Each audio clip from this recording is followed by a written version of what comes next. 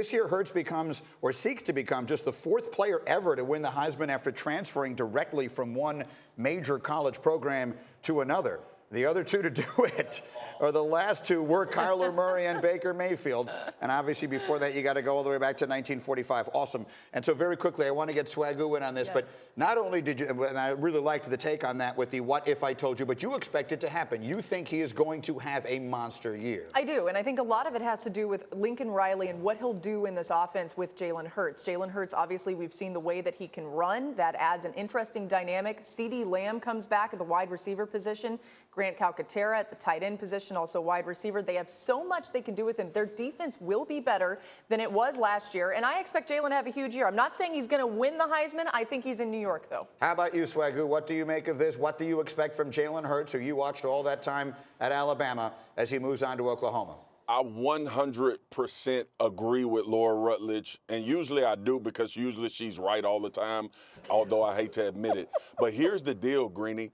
Look, when you look at Lincoln Riley's offense, his quarterbacks throw to receivers that are wide open.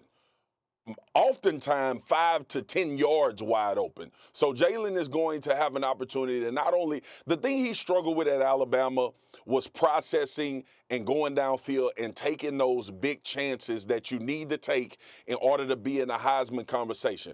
Well, this offense doesn't allow you not to take big plays, big shots, and take those chances going downfield with your arm. It's not like Jalen Hurts can't throw. His confidence had to be built up in that area for him to become a complete quarterback. He worked with Dan Enos at Alabama, which I think helped him tremendously over the past year. But when we look at this offense, when we look at what Lincoln Riley's been able to do, and look, I don't expect Jalen Hurts to be exactly who Baker Mayfield was or exactly who Kyler Murray is, but he's as dynamic with his legs as Kyler Murray is, and he's as dynamic as far as making plays as Baker Mayfield was when he at his time at Oklahoma. So I look for him to have a huge year. He's in a better offense. They run no huddle. This thing is tailor-made for him to have a lot of success. And oh, by the way, everybody's talking about how good Oklahoma's defense is. The Big 12 is going to have to prove to me that they can play defense, because the way they play defense, lined up with Jalen Hurts being at quarterback, using his legs and his arms, he might throw for 50 touchdowns. He might be Patrick Mahomes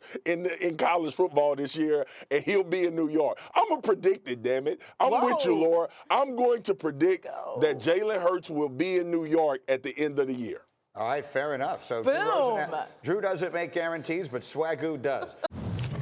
Thanks for watching ESPN on YouTube. For more sports, highlights, and analysis, be sure to download the ESPN app. And for live streaming sports and premium content, subscribe to ESPN Plus right now.